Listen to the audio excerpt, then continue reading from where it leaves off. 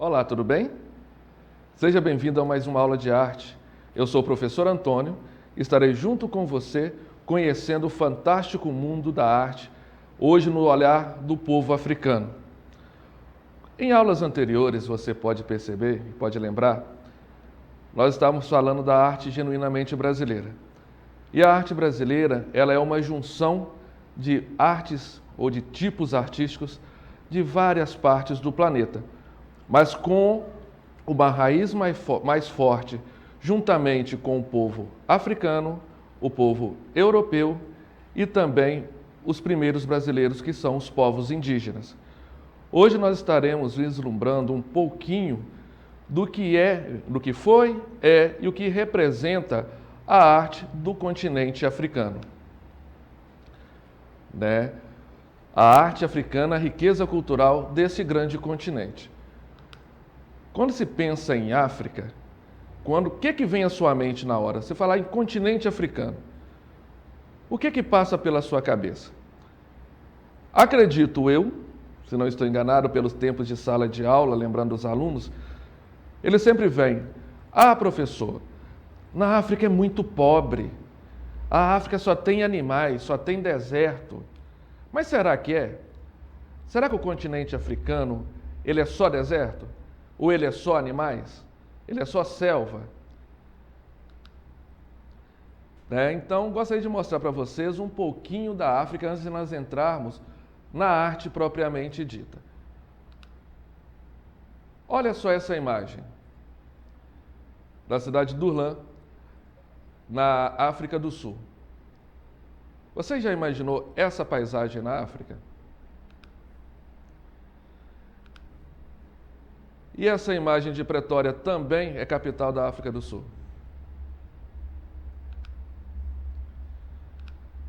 Marrakech, no Marrocos. Olha que cidade, olha que paisagem. E a cidade de Cairo, no Egito. Então, a África, ela é muito mais do que aquilo que nós vemos na televisão ou em algumas reportagens.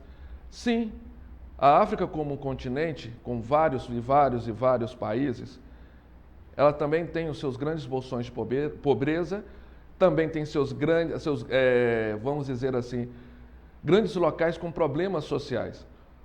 Mas nós também temos que ter na nossa mente que a África, ou o continente africano, é o berço da humanidade.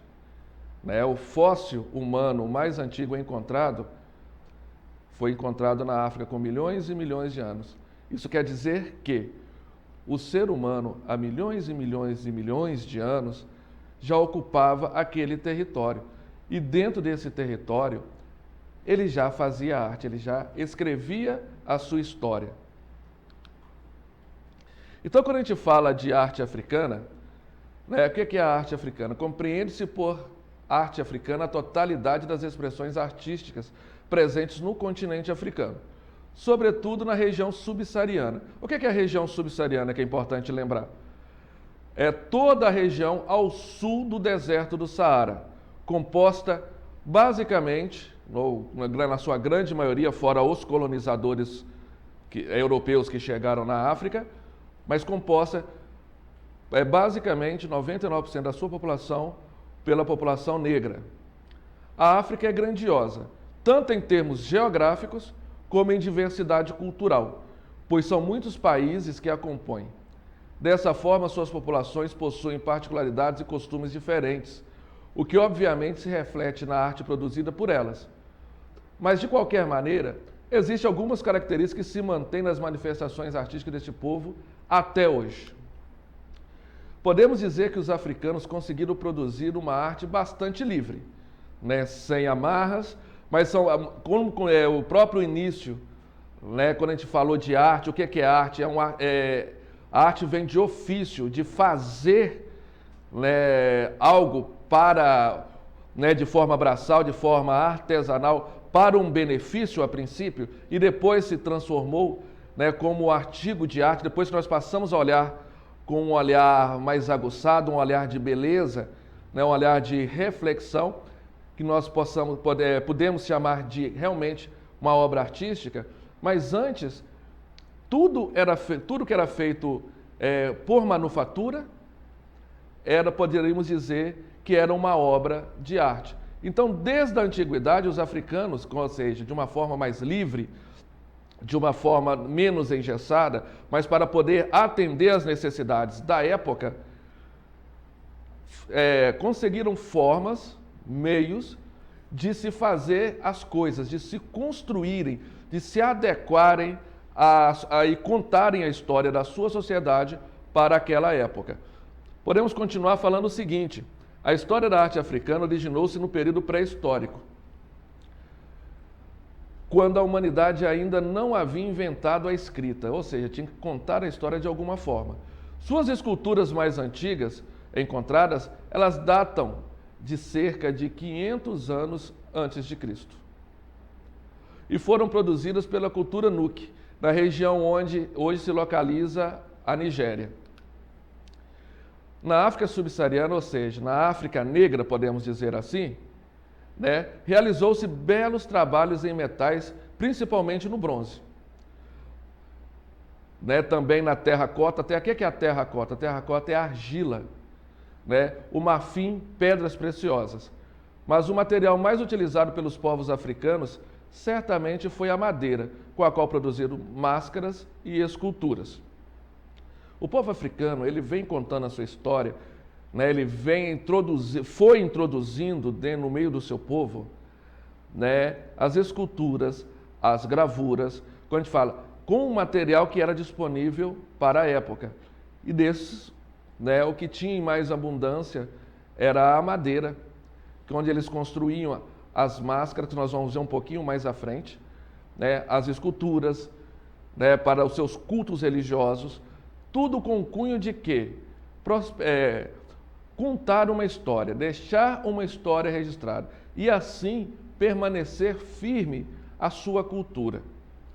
Aí nós podemos dizer também que, infelizmente, grande parte dessas peças se perdeu devido a intempéries climáticas, como se diz, na África não tão quente, não tão frio, alguns lugares quentes, alguns lugares frios, mas isso ajudou, ao relento, ao tempo, a se perder várias dessas esculturas, como também por conta da intolerância religiosa por parte dos muçulmanos e cristãos que entraram em contato com essas civilizações e destruíram parte também dos seus acervos culturais. Quando se quer dominar um povo, a primeira coisa para se dominar é quebrar a cultura desse povo, quebrar a identidade desse povo. Então, com as colonizações no continente africano, também parte dessa cultura se perdeu. E quando a gente fala da própria cultura e dos fazer arte, observe essa escultura produzida no século XVI pelos povos de Benin, ou seja, no sul da Nigéria, que exibe um homem europeu empunhando uma arma, contando um pouco da história da colonização, como que se deu, não falar colonização, mas a invasão da África. Porque você não coloniza você coloniza aquilo que não possui ninguém, você vai lá e faz uma colônia. Mas como já existiam todo um povo, toda uma nação no continente africano, chega-se o europeu, aí a escultura do século XVI conta um pouco dessa história. Como eu falei um pouquinho lá atrás, então nós vamos falar um pouco das máscaras africanas, tão famosas, e que nas nossas salas de aula, em momentos como agora, em novembro tem a Semana da Consciência Negra, a gente geralmente trabalha muito isso dentro de arte. A arte africana, ela vem num sentido mais forte, no sentido de apropriação, dessa cultura, a gente entender e tomar posse também, que faz parte, a cultura africana faz parte também da cultura nossa, do Brasil. As máscaras são recorrentes na maior parte dos povos da África. Nas várias culturas que lá existem, elas fazem parte do universo artístico e expressivo, além de serem fortes elementos da conexão entre os seres humanos e o mundo espiritual. Elas foram e são produzidas, na maior parte das vezes, como instrumentos de rituais, de maneira que se tornam também disfarces, representações de deuses, de forças da natureza, dos antepassados e de seres de outro mundo, além de animais.